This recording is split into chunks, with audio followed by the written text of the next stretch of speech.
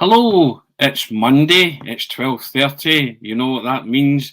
It's the Monday Club on the multi-award winning A Celtic State of Mind. I'm Tony Haggerty, and I'm joined at the minute by the double AC, the amazing Amy Canavan. We are waiting for the resident rascal to join us, Russell Boyce. That should be imminent. How are you, Amy? You all right? Yeah, I'm a bit like Russell. I'm in a bit of a rush today. There must be something in the water. But no, I'm doing well. Doing well, Tony. Delighted to be here with you. How are you? I'm very well. You'll have had a good weekend because Celtic won and your Bonnie Rig Rose won, so you'll be up Yes, there somewhere, yes, in the Scottish Cup.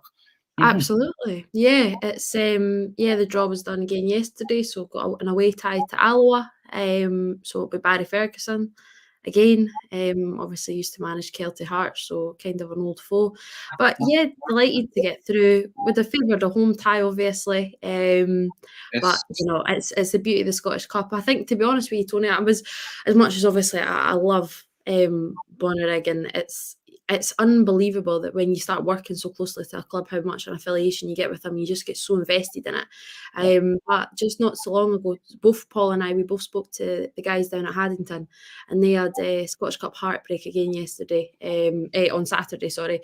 They were obviously playing Brechin, and in the 90th minute they conceded, I think it was actually going to go down as an own goal.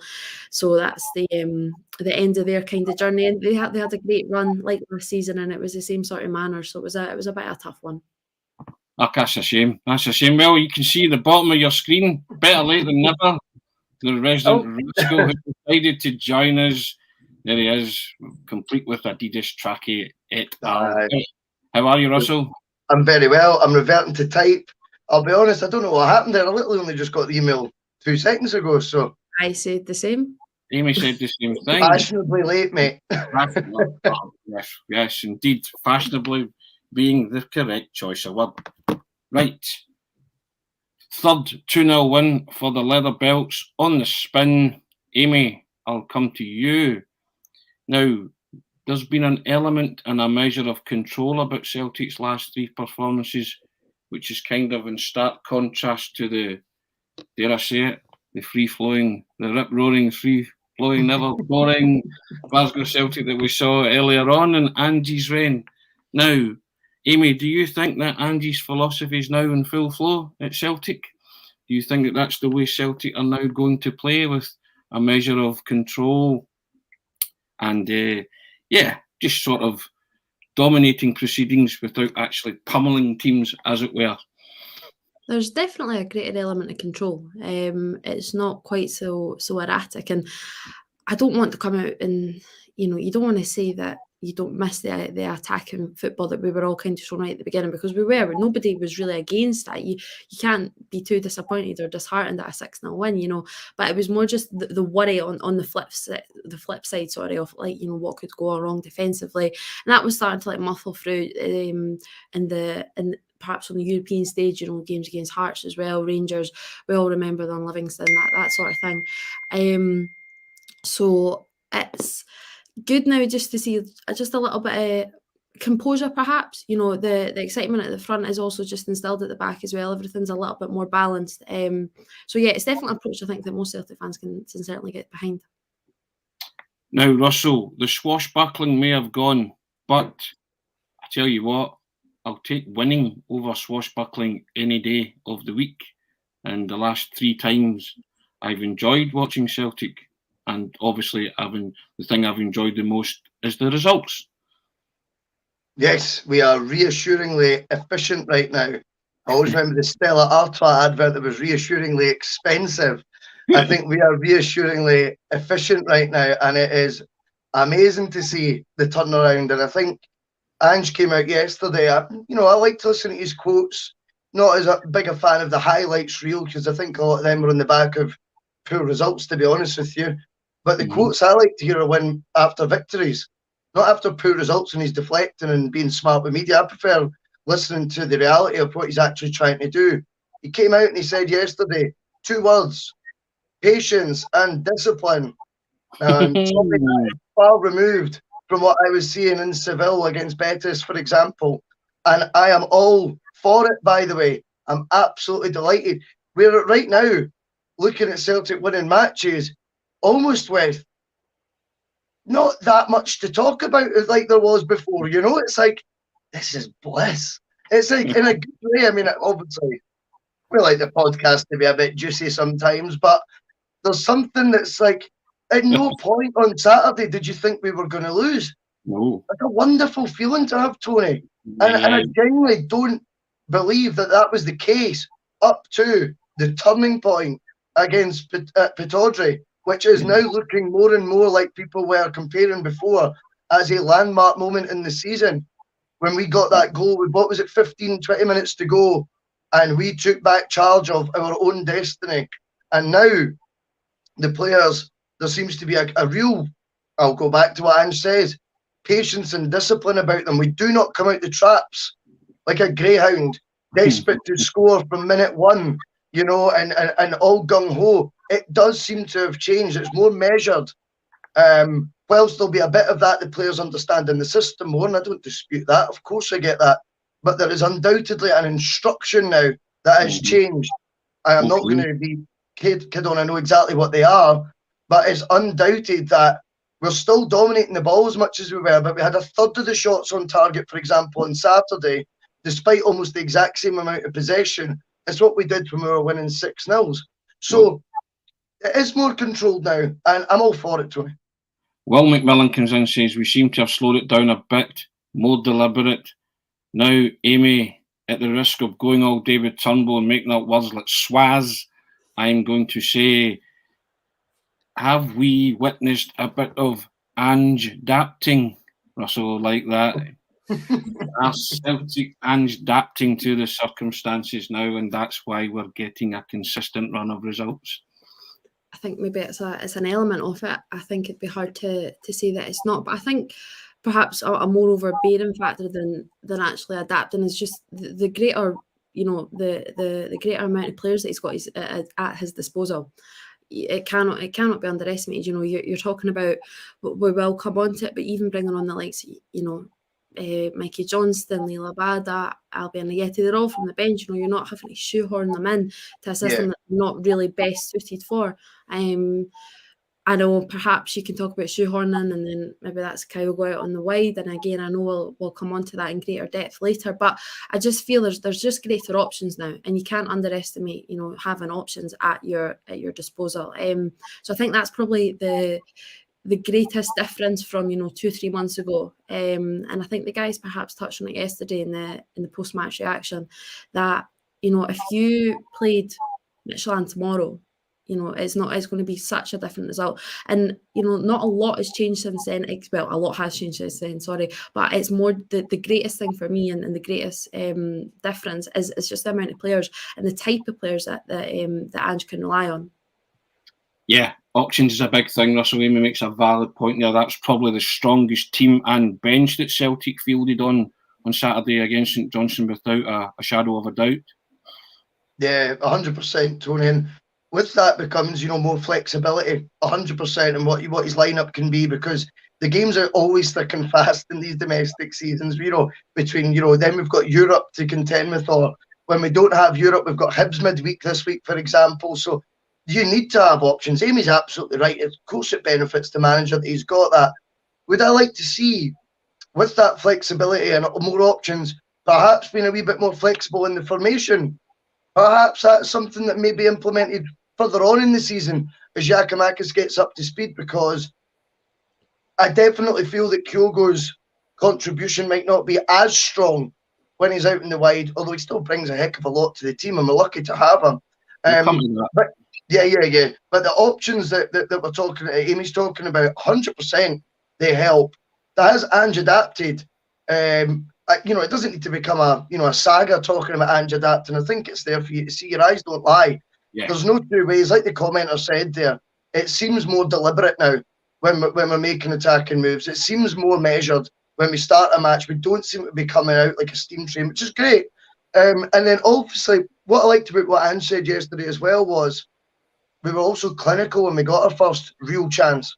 Mm-hmm. And that came for the big man up front, again, gives us another dynamic and another way to play. Even if it is Ange won't change his formation, we still have now a different a different option or a different way to get the ball forward when you've got the big man up top. And I think, I thought he was really, it was a refreshing change to have that. And whilst they might not be able to press teams in the same manner as a Kyogo would, I thought he took his finish, without getting giddy, was from the John Hartson sort of staple. I thought I've seen similarities of that, and that's been missing this season. So a wonderful addition so far. Yeah, the way he adjusted his body position, because it came waist high to score a volley, it's a difficult skill. Martin Cassidy comes in. Good day, boys and girls. We are on the right path and getting stronger and better each week and much more confidence. Also clear to see the weekly opponents know this with their approach. That's fair enough as well. I thought you were talking about me, Russell, there when you referred to thick and fast. I was going to get over, but we'll gloss over that.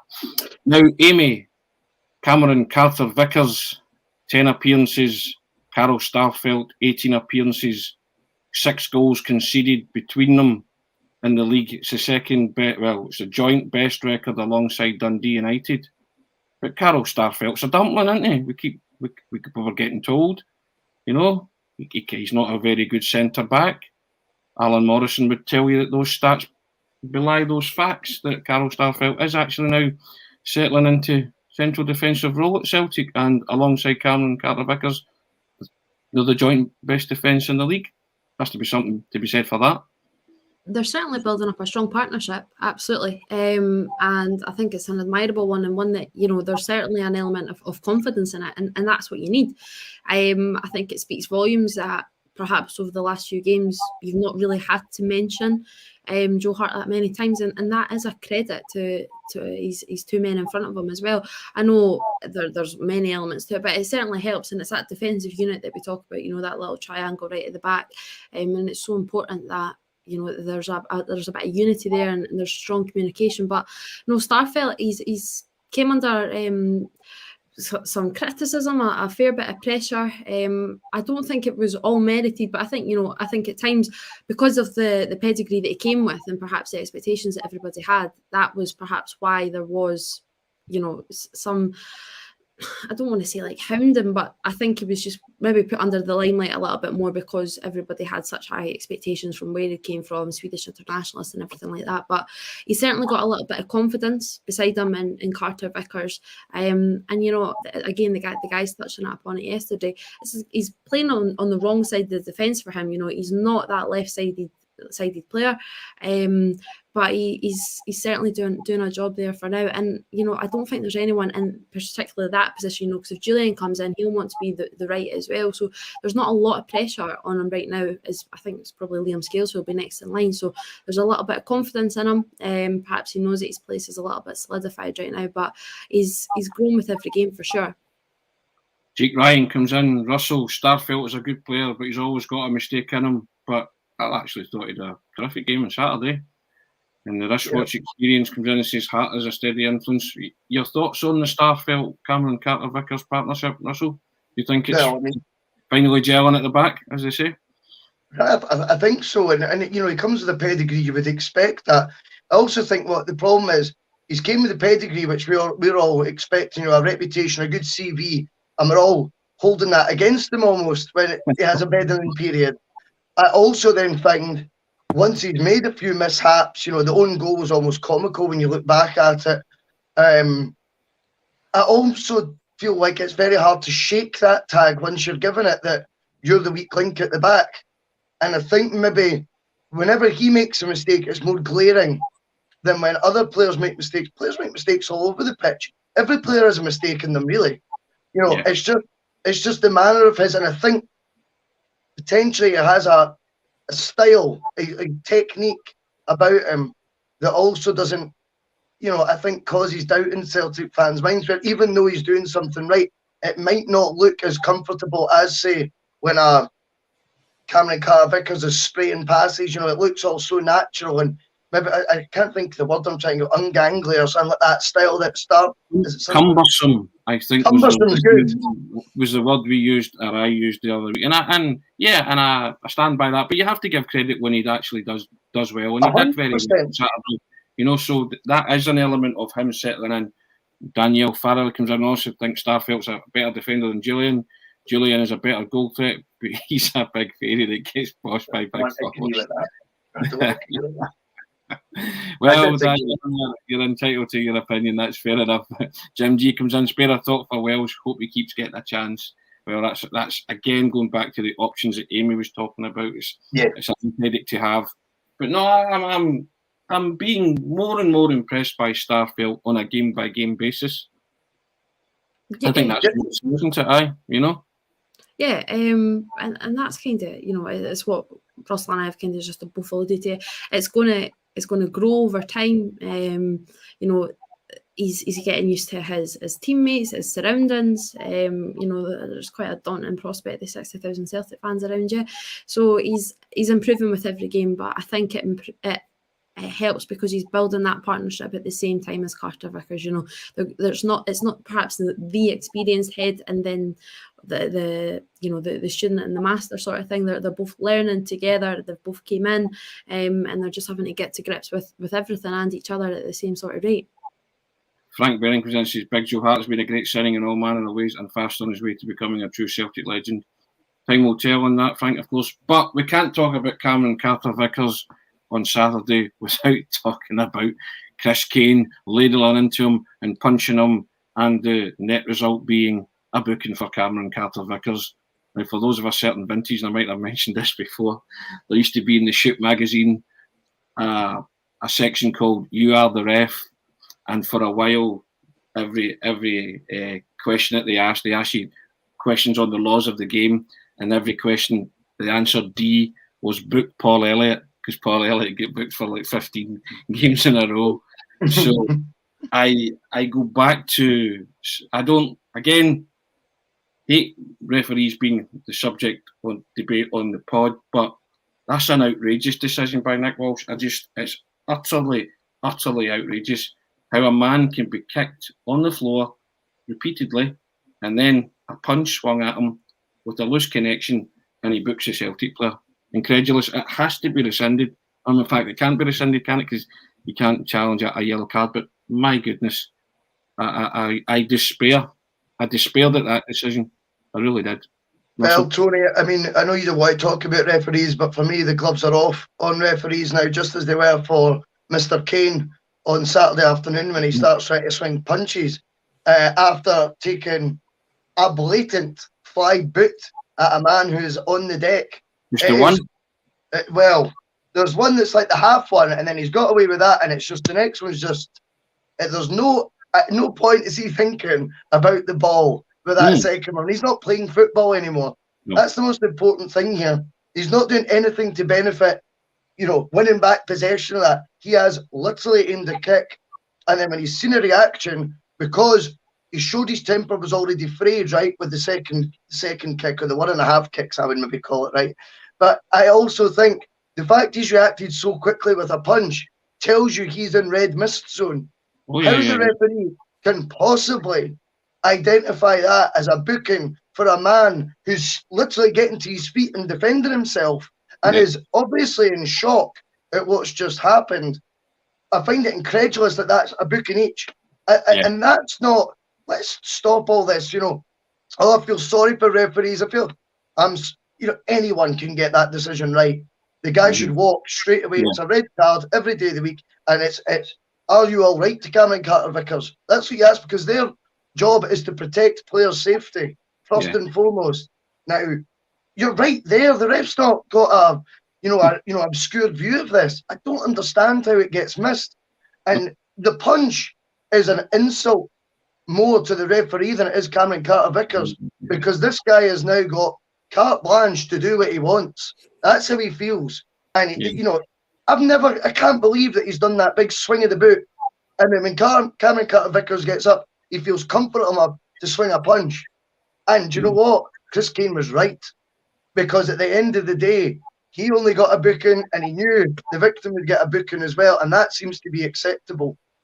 It's shocking. And, retrospective action you're talking about, Tony, whilst they might not be able to have a yellow card rescinded, surely that referee, when they get decisions that wrong, has to be looked at.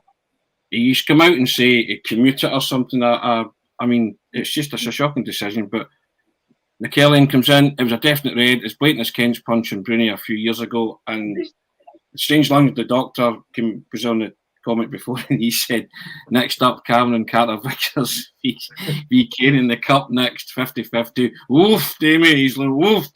That sounds like I think Chris Kane was upset because Cameron Carter-Vickers put an early challenge in him, which I would describe as robust, very hard and fair. And I think he was still reeling from that a bit annoyed because it was very, very early. I think it may even have been the first minute of the game. But I take it your thoughts are the same as Russell's, Amy, that you just can't get away with that, can you? Or you should have walked. No, Nick Walsh has been in the firing line probably for a few weeks now because of his decisions, and you know, if you look at them, you can't really disagree as to why. I think again yesterday, I don't think it was a solid performance at all. I think he got a lot of decisions wrong. You know, you can analyse so many of them, but if you want to go to that particular instant, kind of like Russell, the first kick, I don't even really have that much of a problem with it because there is still an attempt for the ball. The second kick, that's just a boot. It's as simple as the second that leg is, you know, initiating a boot because that's all it is. That's a sending off. Then the punch as well. So I think the most alarming thing is that, you know, Nick Walsh he's trekked towards the incident with the card in his hand and the yellow card in his hand. In his run over, he knows, I don't even know if he even sees as much as what he should, to be honest with you, but he knows right away he's only booking the two of them. No matter what happened, that was all that was in his mind, that I was booking both, because he's approached the situation with the yellow card in his hand. I think it's astonishing that Carter-Vickers can walk away with a booking from that, you know, that. So if a guy gets punched and kicked, you know, I'm going to get booked as well. Scandalous, isn't it? It's scandalous. There's just so many decisions throughout the day. You know, even in the lead up to the penalty, how many fouls were in the lead up to that Celtic penalty? And I understand he's went back and he booked Ambrose, sorry. And fair enough, but I think there was just that it was a catalogue of disasters yesterday. You can try and stick up for referees all you want, but that was a shocking performance. In reply to Strangelove the Doctor, Tony, all I would say is one word: slobber knocker. Indeed.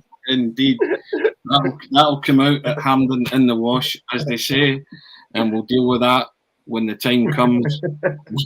Now, another important issue on Saturday: Kyogo out wide. Amy, 9 goals, 14 appearances. Our Japanese boy.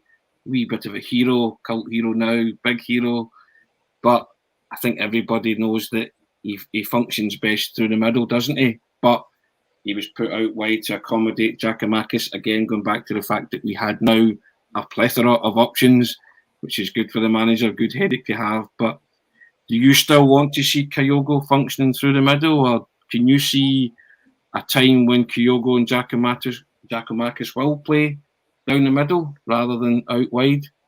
It's kind of what Russell was alluding to earlier. You know, with all these players now as options at Ange's disposal, then you're thinking, does it then also accumulate and contribute towards then a change in formation? Because I do think that's perhaps the only way that you can probably get the best out of both of them up top. I'm not a fan of Kyogo out wide. I know there's a few people that still can like persevere with that a little bit, but I think it's just frustrating because you know the impact that he could be having if it was through the middle. It's not that he doesn't do a decent enough job out wide, because he does, you know, and I think he tracks back as well. I think Alan Morrison brought that up a few weeks ago, that how much he tracks back compared to perhaps Jota and Abada. So in that sense, you do have like that extra body at the back. And you know, I'm not going to perhaps argue about that, but it's not that he can't do it out wide. It's just because you know what he could be doing through the middle, in the middle, and it's just frustrating because there was a few scenarios Saturday, that you're just like, God, if Kyogo was just looming there, lurking there, if he was just in and about, because him and Giakoumakis, they are different players, and rightly so, you know, totally different physiques, totally different skill sets, but I'd kind of like to see them together complementing each other rather than Kyogo having to be out wide and always be, you know, the contributor. The irony is, Russell, I actually thought Kyogo played really well for the role he was asked to do, right? With this tracking. But I mean, that's the dirty side of the game that people don't automatically recognise. Just because he's not scoring doesn't mean he's not contributing and not having a good game. But because he's hit the ground running, by scoring so many goals and being so effective through the middle, he's bar somewhere up there. So, and the perception is that he's falling below that when he goes out wide, and that's up to individuals to call that, But I actually thought he's still contributing to the team, which is what obviously Ange wants as well. That team ethic, and just because he's not scoring doesn't mean to say he's playing badly, but he might be less effective out wide, as Amy says, and you do want to see him through the middle because that's a more natural position, or it seems to be a more natural position for him, doesn't it? Amy's watching the exact same way as I am. You can't watch Kyogo out wide in isolation and not hark back to what he does when he's through the middle. You can't help it as a football fan but contrast and compare. I would love just to watch Kyogo, having never seen him through the middle, and go, you're right, he's tracking back, his work ethic, he was still contributing in the final third as well. But the fact is, you know what he does through the middle, and it'll just annoy you at the back of your mind. And I think it'd be very interesting if we've got two sides to this. If Ange is going to be completely rigid, and we've been told he'll never change. We've been told he's not changed, whatever. But we've been told he won't change, right? And if that means he's going to be rigid with formation, I'm now thinking, as the season goes on, this is a debate we had maybe a few weeks ago about the Rogic and Turnbull conundrum, okay? And you're beginning to think, see, at Pataudry we played a 6, an 8 and a 10. Why not play a 6 and an 8 and then play Kyogo as your 10 in and around Giakoumakis? Giakoumakis up top, but Kyogo in behind him. If we're not going to compromise in the formation, that means. And then you would have your regular wide players out wide and Kyogo just being a wee buzz bomb off Giakoumakis. Because what we've seen, particularly on Tuesday against Ferencváros when Giakoumakis came on, was a completely different option of holding the ball up, winning fouls in the centre circle, and you think, imagine if he had a wee Kyogo touch tight to him, the layoffs, and we're not, I've already compared these finish to John Hartson, so don't back down, double down, but you might be able to see a bit of the Larsson Sutton sort of thing, where players, intelligent players make intelligent runs. Eddie, you'll be telling us we'll score 10 next against Sunday. Well, I just think right now Kyogo's not wasted out wide. That's the different side to it. He's not wasted out wide, but we know what he's capable of through the middle. And whilst you've brought a new player in who's the top scorer in Holland, the 26 goals last year, the next top scorer in Holland last season scored 19 and cost, I think it was something like £27 million for Dortmund to sign. We got this guy, Mark Antony's the Sky Sports journalist. Is Mark? No. What's he called? Anthony Joseph, something like that. I can't remember. Anthony Joseph, yeah. Mark Antony was a Celtic youth player. What am I talking about? Anthony Joseph, and he said apparently that if VVV had stayed up, the price tag on Giakoumakis was £12 million. So this guy can play, and it'll be hard to find a way to be taking him out. And you'll end up with a debate about going, are we better with Giakoumakis up there being a focal point and quite clearly a natural goal scorer? So it's interesting, and again, we'll go back to what we said at the start of the show. These are the headaches. Now we put to Ange and go, how do you deal with it, mate? And they're wonderful headaches to have. Of course, I came back to that and the options that Ian was talking about. Yep, without a doubt. Xavi DS comes in. I want me Kyogo in the centre scoring goals. I bet £100 on being the top scorer in SPFL at the end of the season. So, kind of betting, it matters more when there's money on it. Chaz says, still I agree with you, Amy, on Kyogo through the middle. Spot on in your assessment. Yeah, I don't think anybody would disagree with that, Amy. No. But how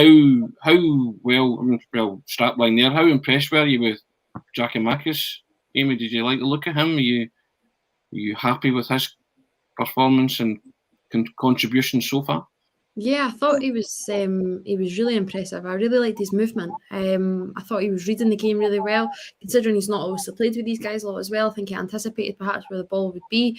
There's under no illusions, you can't underestimate how good a finish that goal is. I know it perhaps looks easy that he's only 6-7 yards out, but the height of the ball, the way that the manner of it, it was all very. It was quite because of the deflection from the shot from, I think it's Juranovic, isn't it?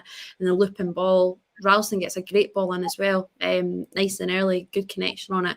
But yeah, Giakoumakis still has a lot to do despite it perhaps looking easy, but I thought he connected with it really well, took it really well.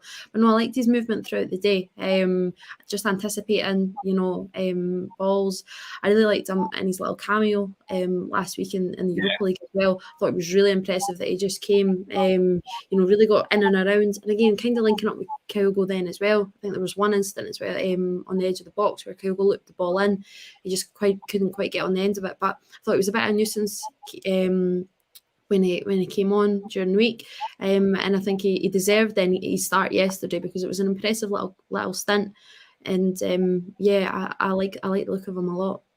He took his goal naturally, Russell. That's what impressed me the most, and then he looked like a natural footballer in his cameo against Ferencváros. And as Amy said there is a clever footballer there and the looks of a natural predator. Yeah, someone as well, I would say, brimming with confidence, Tony. Yeah. Absolutely brimming with it. That finish was sort of, he got his hip over the ball, the way he swiveled. It was not as easy as he made it look, which is big praise to him. And a couple of aspects I've noticed. I would say if we were to put our money on who's the two guys that you think would be Ange's signings, if you had to pick two from the 12 we brought in, you would say the most likely to are Kyogo, he's a bit definite. And then Giakoumakis, because there's a Greek connection there. Maybe that's me being a wee bit simple. But that's what I would say the two most likely signings that you could definitely say, well, not definitely say, but probably say were identified by Ange, would be those two. And what I've liked about both is how up for it they seem. Now, Celtic posted their unique angle video today on Twitter, which I always look forward to seeing. And it lingers for a bit after they score the goal. The camera kind of stays with the players. And it gives you that wee bit of extra insight as to how they react after they score. And once he was pumped up after he scored, he did the knee slide. He then went back with a group of players leading towards the halfway line. And then he breaks away from them again and walks back towards the corner he was, fist pumped. And you could tell he was a guy seriously in the zone that is getting it from the, I just like seeing that passion.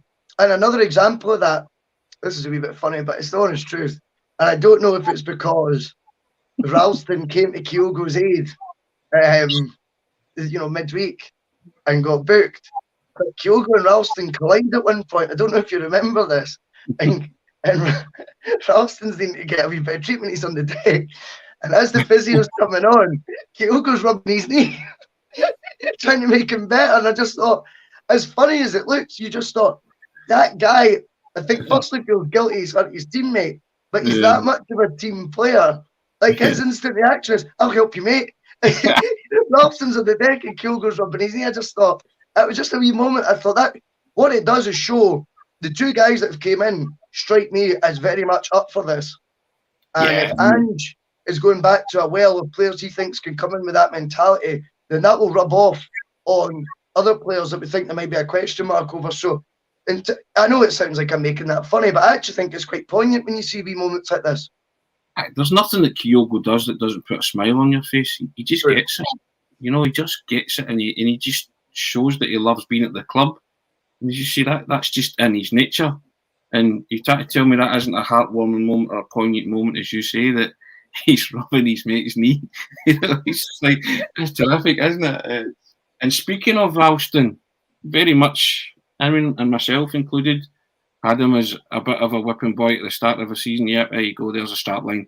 As Tony Ralston finally shaking off the scapegoat tag, I think it's time we judge Ralston on his performances on a game-by-game basis, yeah?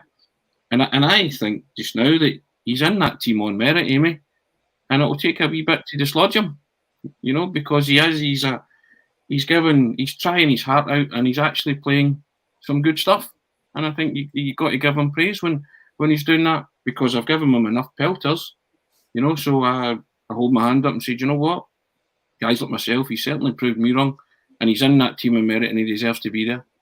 Yeah, I think it's now came to the stage where you don't single him out anymore, Ralston had a decent game. And I think that's probably one of the biggest, plaudits you can give him, that he just fits. I know a lot of Celtic fans will still say that you know, when things are all sort of shaping back, Juranovic should swap over, and if it be, you know, Bongali, Taylor, Montgomery, whoever it is on the other side, that will shift then Ralston out. But I think right now there's nothing to really suggest that he shouldn't be in the side.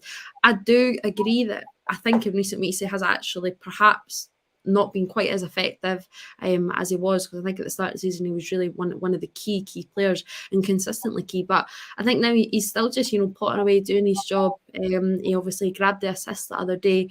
I think some of his passing was a little bit slack at the weekend, but I think that's just been like really critical. But there was nothing glaring that you go, wow, that guy needs to be out the side. Do you know what I mean? And I think that's perhaps, like I say, one of the biggest credits you can really give to him, that he's fitting into the side a little bit better, and that you're not singling him out. You don't need to be going, right, let's talk about Tony Ralston's performance, because he's just fitting in and doing his job right. Russell, he has a tendency to overhit crosses. A lot of them elude the strikers, but Saturday, by the nature of the way he kind of fizzed it across, it kind of made Giakoumakis' mind up, because it was an instinctive finish, and it was at a height where you could connect with it, although he had to adjust himself. And he made the finish look easy. But the nature of the cross kind of made up Giakoumakis' mind, because it was a split-second instinctive. It's in the back of the net, so you have to credit Ralston for that. And it was an important moment in the game, because Celtic needed a breakthrough goal. Once they got that, they never looked as if they were going to relinquish it. It's always an important, you know, getting that opening goal, and it came very late. It was about 36 minutes or something, or late enough in the first half, you know, for 82% possession domination in the first half. Another one for the stats boys there, you know. So they were rampant and dominant without actually, as you say, the kind of swashbuckling shots on goal and stuff to show for their efforts. But I thought Ralston did very well, because the ball was spinning out the air and he's controlled it and then fired it across, you know. So you have to give him credit for things like that he's doing. Well, there's a couple of things I think of Ralston. There was a great point made.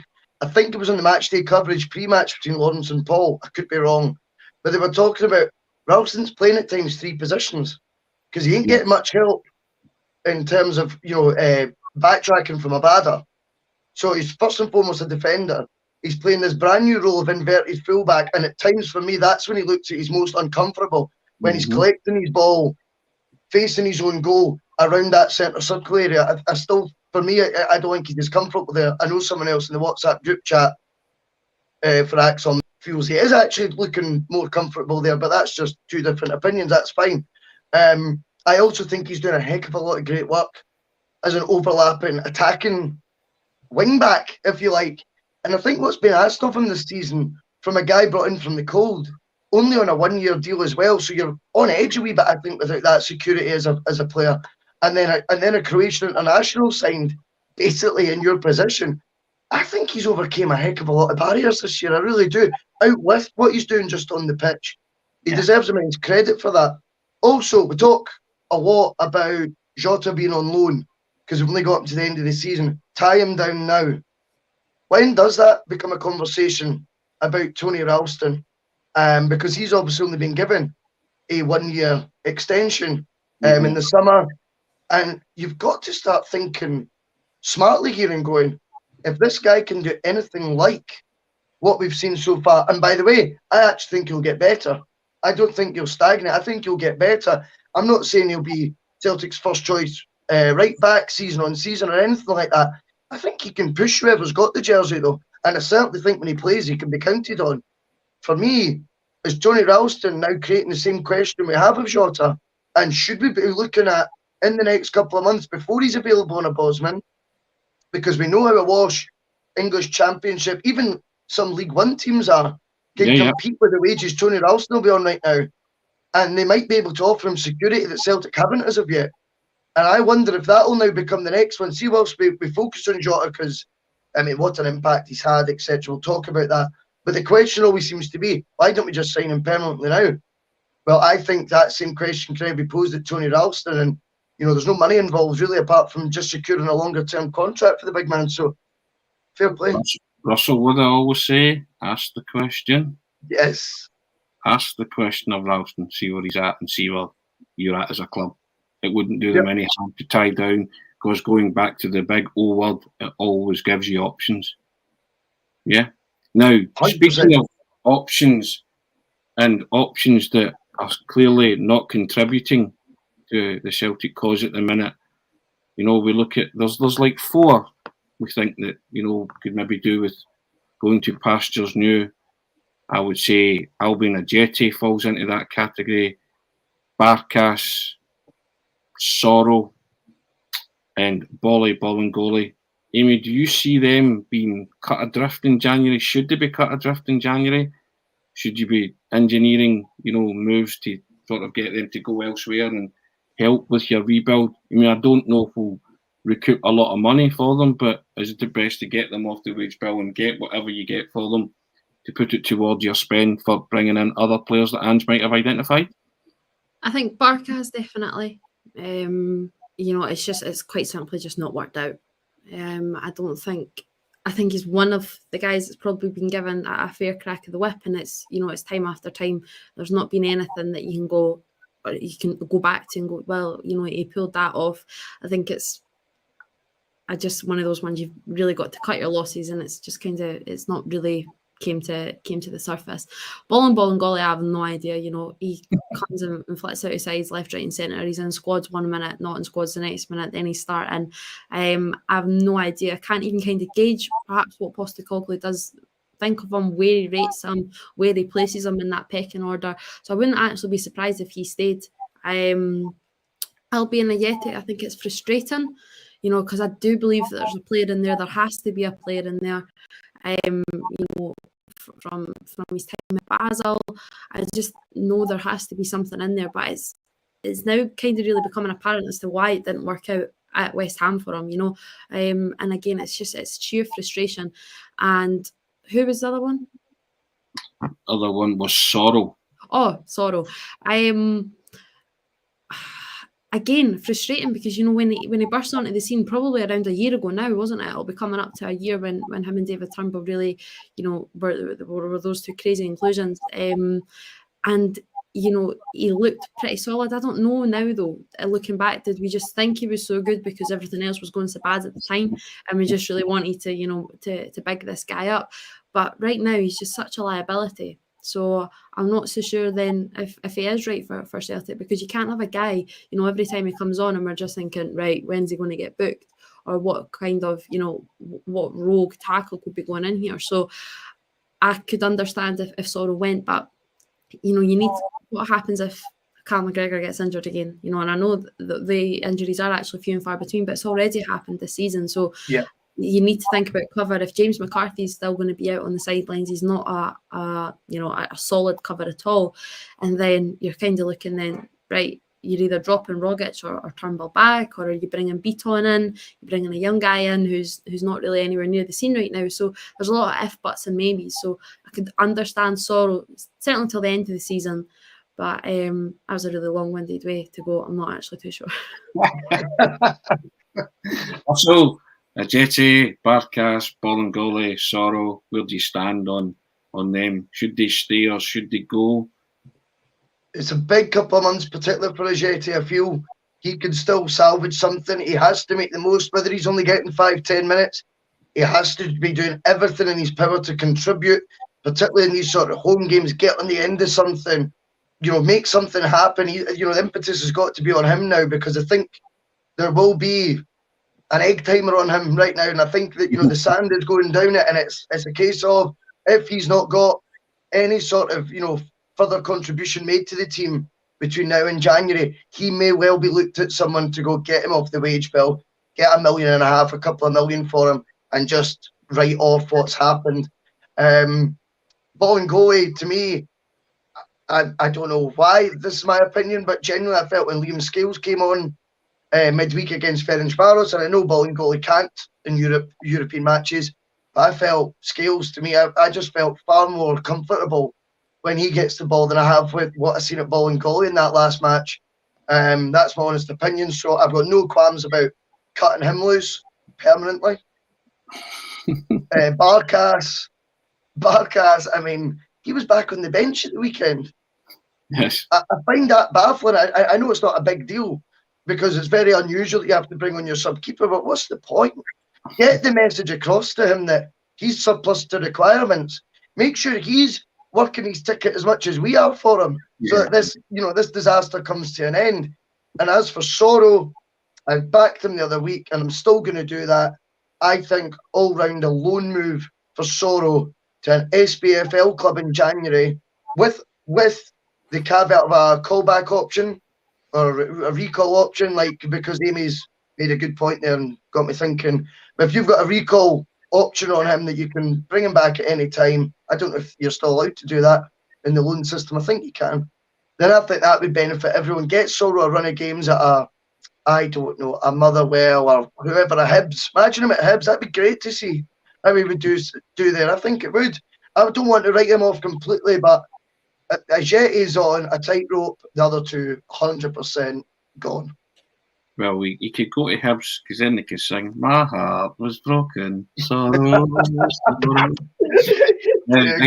Suit them, wouldn't they? Yes. Speaking of Hibs, see the way as neat segue into our next football match. Right. High Bees at Easter Road. Now, a few weeks ago, Russell, we were talking about would we win any of these 3 away games, Amy? Russell, we were on the Monday programme and we were conjecturing if we could win any of the 3 of them. Now we stand on the precipice of getting 9 points from all 3. But obviously we have to go and play Hibs at Easter Road, and they've been having a decent season up until the last couple of games. Maybe an optimum time to get Hibs, because they're maybe on the slide a wee bit, Amy, after a really good start. Aberdeen beat them surprisingly on Saturday, so Celtic hopefully can compound the misery by going to Edinburgh. Yeah, it was a poor result the weekend for Hibs. They do struggle going up to Pittodrie over recent years, but it's not been the Aberdeen side of late. That was a tough one to take, because Aberdeen are struggling, and kind of after everything that happened last week, with Dave Cormack and everything, it's just it's been quite a whirlwind week for Aberdeen. So for them to get the 3 points, it's really, really poor from Hibs. And then obviously, it was kind of you say embarrassment, but probably Dundee United aren't getting the credit they deserve right now in the SPFL. Everyone's talking about, obviously, Hearts being the promoted side as well, but Dundee United, I think they deserve a lot of credit. I genuinely believe that we are getting Hibs at a good time. I think things are just going from bad to worse right now. Obviously, there was that appalling performance against Dundee United a few weeks ago at Easter Road, but it is going to be a tough game. There's no denying that. But yeah, I'm optimistic now. Russell, yourself, do you see Celtic going to Easter Road and winning? It's hard to answer. I mean, it's going to be a test. There's no doubt about it. The one thing I've noticed with Jack Ross's teams, when they, and obviously they will over the course of every season, that you're the Hibs boss, they have slip-ups, they have wee dips, but they don't tend to go on runs like the one we've seen at Aberdeen with Stephen Glass of late. You've never seen that happen. They seem to bounce back relatively quickly. So whether we're catching them at the right time or not, it's hard to work out, because they're not known for going into, sort of lulls for, a long stretch of games in the slightest. They've got a lot of good players there as well that can punish us. But if we focus on the Celtic side, we're coming into the game at the right time for us. Yeah. We're in the back of some real confidence-inspiring results that have been done in a completely different manner to when we were going to, the Spaghetti Had and things like that. It was on the back of these rock and roll wins, but then we couldn't get anything away from home. We'd already been beaten by Hearts. I've got a feeling that the team will be buying in more now than ever as to what they're doing. And I'll go back to what I said at the top of the show. Ange came out on Saturday and says 2 key things with this team are going to be patience and discipline. Now, if we make those our 2 focal points and our 2 main mentality traits when we go to Easter Road, we are in with a right good chance of getting an outstanding 3 points, which really would top off a fantastic string of result. And I think could really then, you could see a pendulum, I'm not saying swinging to our side, but certainly meet more in the middle between the 2 clubs vying, the 2 realistic clubs vying for the title. And I don't mean that disrespectfully to teams above us, I really don't. But the pendulum right now is very much still in the blue half. But if we were to go 3 from 3 in those away games that, as you say, me and you were trying to scratch our heads as to which one we'd win away if we carried on playing the way we were before. But the fact that's been remedied, yeah, and I think it would get eyebrows raised, Tony, if people were to say, right, Pittodrie, Fir Park, Easter Road, 3 wins from 3. They're now beginning to go through the gears. They're now beginning to look like a team that can go the distance. In terms of a title race, I'm not going to be foolish enough at this stage to say we'll go and win the title. I don't mean it like that. But I certainly think a win at Easter Road could just see them, that momentum, go with us a wee bit more than what it has in the earlier parts of the season. Could be the catalyst, Amy, the springboard upon which to launch said title challenge at Russell's. Momentum, I meant there, not monumental. Momentum. Make that word again. Yeah, but we knew what you meant. I don't know who's more daft here, Amy. I understood. But yeah, that momentum builder, Amy, that could help, couldn't it? Yeah, it's massive. I think as well with the momentum is definitely growing, and that's coming across in the park. But I think it's because, or a crucial part of it for me is certainly, the team spirit that is becoming so apparent. Callum McGregor touched upon it a few weeks ago, and I was still a little bit dubious. Obviously, you're going to take his word for it. But I just didn't quite think that it was always coming across perhaps so much on the pitch. But going back to the Cameron Carter-Vickers incident actually against McCain at the weekend, the onrush of players to defend Carter-Vickers, and I'm not meaning the onrush of players to go and hound the referee, because that's totally what I'm against, and obviously what we said last week, but it was just to go and stand up for their teammate. You watch Juranovic completely go to the other side of Celtic Park. Tom Rogic tracked back, Starfelt and Joe Hart. It's probably the most movement that Joe Hart had to do all weekend.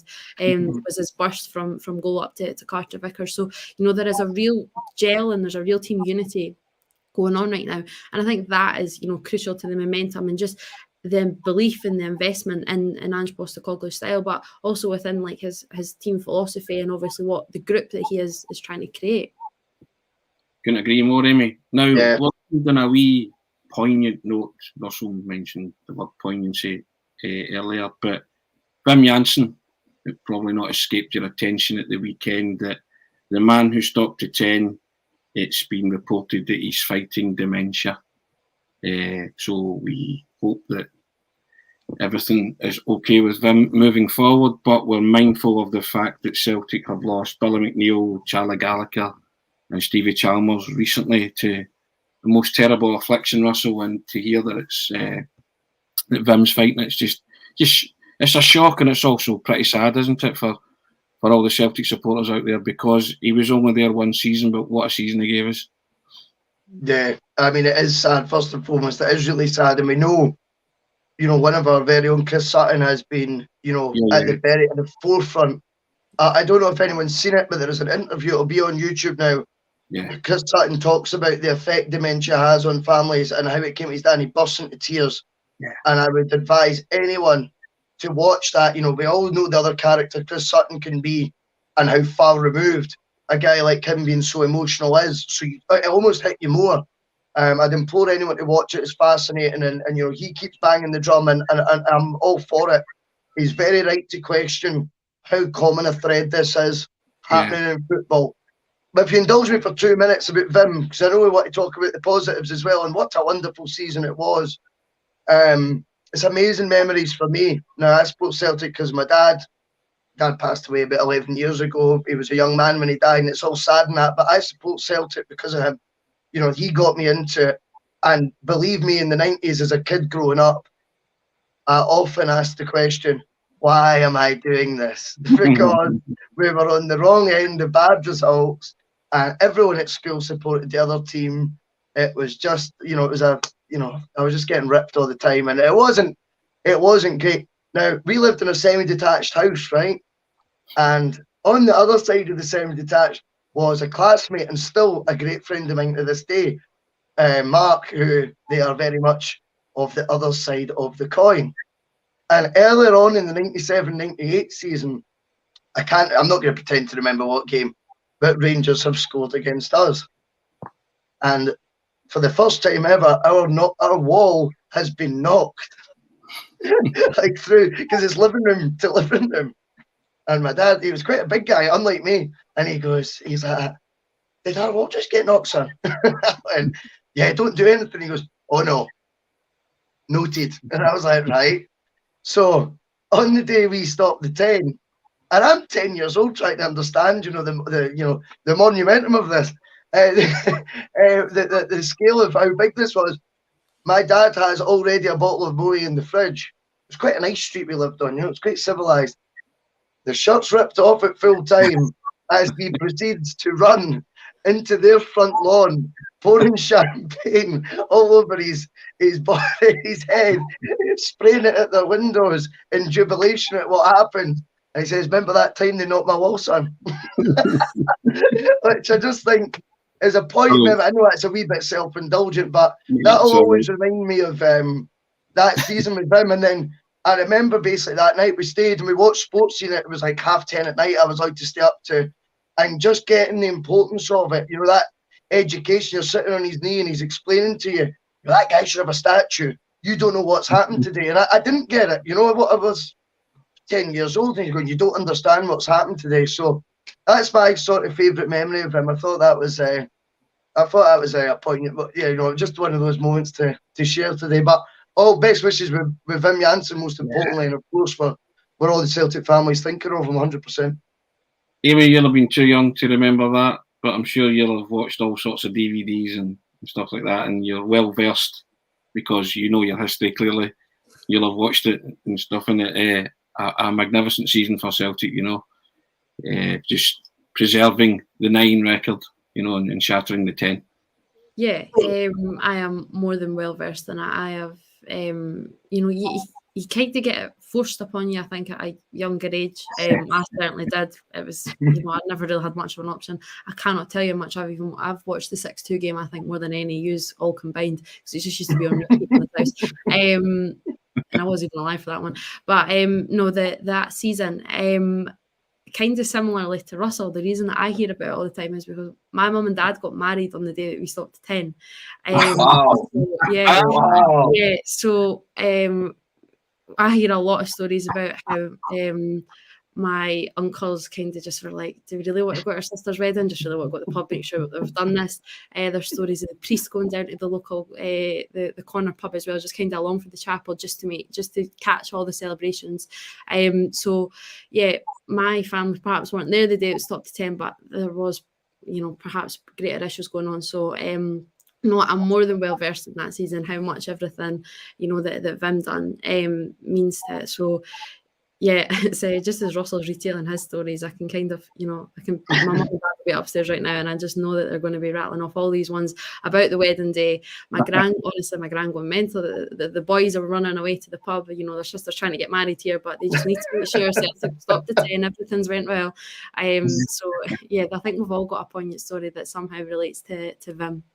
Well, I was working as a journalist. St Mirren Dundee end of season fair, absolute garbage. It finished 1-0 to St Mirren, and I'm sitting there, and it's 1-0 to Celtic because obviously they've scored early, and a boy slaps me in the back of the head and says, "Harold Brack's just scored."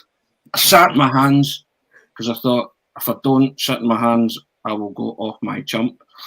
And I just sort of, inside I was doing the Munch silent screaming, And I was the ultimate and consummate professional, spoke to the players and the managers and all that at the end. And when I came out of Love Street, it was the old car park just outside Love Street. And my father and my brother, who were at the game, had picked me up. And the two of them came running towards me. And we just had a huddle. We just didn't care who saw us. And we were jumping around because Jock Stein's my dad's hero. And he just couldn't bear the thought of Rangers eclipsing Jock Stein's 9. And he was in tears, and I was kind of like, all right, cool. It was, but as you say, Russell, one of those moments that you remember, and we thank Vim for that, for giving us that moment, his team in that season. And he gave us a gift of Henrik Larsson. What a gift that was. And as you say, all the thoughts, Celtic family, go to Vim. But I just remember everybody staring at these 3 loonies, jumping around and thinking, St Mirren only won 1-0. Davis, like,